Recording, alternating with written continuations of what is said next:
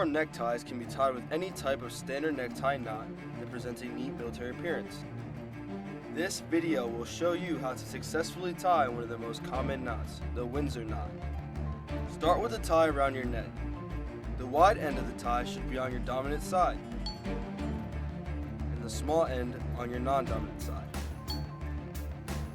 Take the wide end and cross it over the smaller side. Then bring that wide end up and through the loop formed at the neck. Once you bring it through, overlap the wide end down to the right side of the small end, and then loop behind the small end towards the left.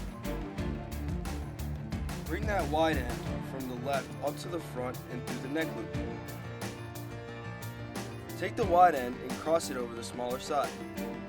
Finally, bring the wide end of the tie through the hole you just created on the front of the knot.